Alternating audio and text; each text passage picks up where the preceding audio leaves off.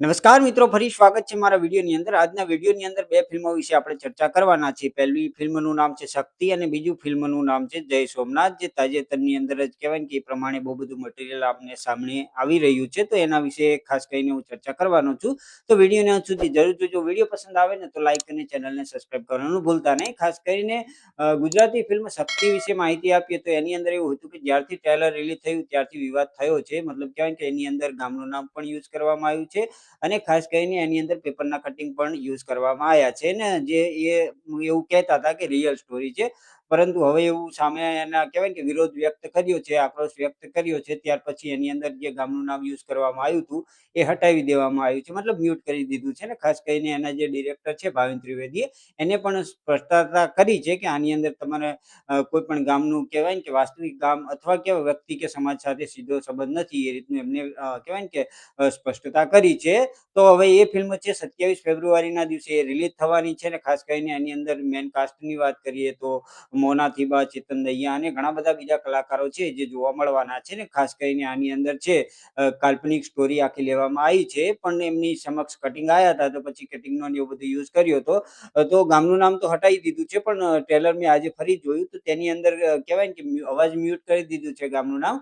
પરંતુ એના જે કટિંગ છે જેમ છે, મને એવું લાગે છે કે ફિલ્મની અંદર એ કટિંગને પણ હટાવી દેવામાં આવશે એવું ખાસ કરીને જાણકારી તો નથી મળી રહી, પણ એ ટાઈપનું કંઈક કરશે આ. બાકી એની અંદર જે વિવાદ થયો હતો એની અંદર એવું હતું કે ગ્રામજનો છે એમની જૂની છબી છે એ કહેવાય ને કે એ ખરડાય એના માટે કહેવાય ને કે એવી ભીતિ હતી, જેના કારણે વિરોધ કરવામાં આવ્યો હતો.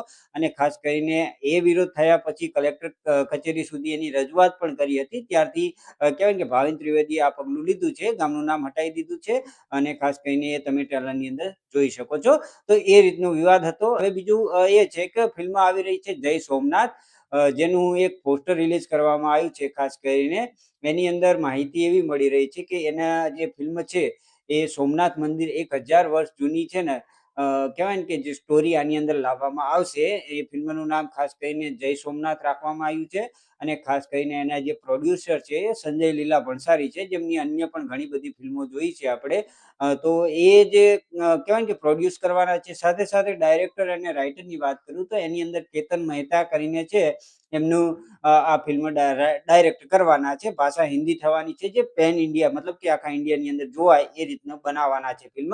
અને સ્ટોરી તો એ જ છે કે 1025 થી 1026 વચ્ચેની કહેવાય કે સ્ટોરી આની અંદર લેવામાં આવી છે. મતલબ મહમૂદ ગઝનવીએ જ્યાં હુમલો કર્યો હતો, મંદિરનો વિનાશ કર્યો હતો ને એ પછી પુનઃનિર્માણની એપિક કથા આની અંદર દર્શાવવામાં આવશે.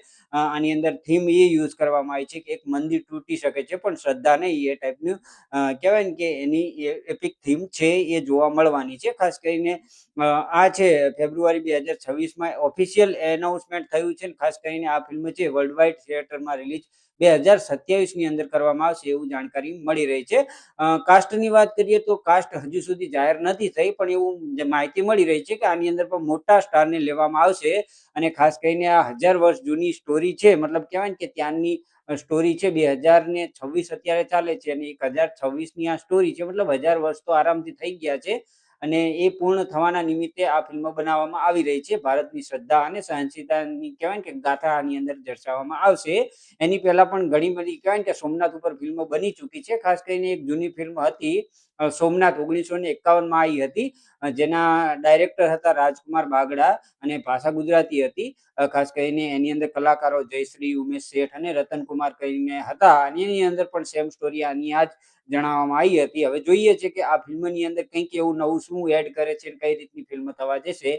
એ ટ્રેલર કે ટીઝર કે કંઈક આવશે તો ખબર પડશે. બાકી તમે આના માટે કેટલા એક્સાઇટેડ છો એ કમેન્ટ કરીને કહી શકો છો. તો વિડીયો અહીંયા રેપઅપ કરીએ છીએ. વિડીયોની અંદર કંઈ તમારું કહેવું હોય તો એ કહી શકો છો કમેન્ટની અંદર. સાથે સાથે કંઈ પસંદ આવ્યું હોય તો લાઈક કરવાનું ભૂલતા નહીં, કમેન્ટ કરવાનું ભૂલતા નહીં અને તમારા મિત્રો જોડે શેર કરવાનું ભૂલતા નહીં. તો મળીએ છીએ આવતા વિડીયોની અંદર. ત્યાં સુધી બધાને જય શ્રી કૃષ્ણ અને જય માતાજી.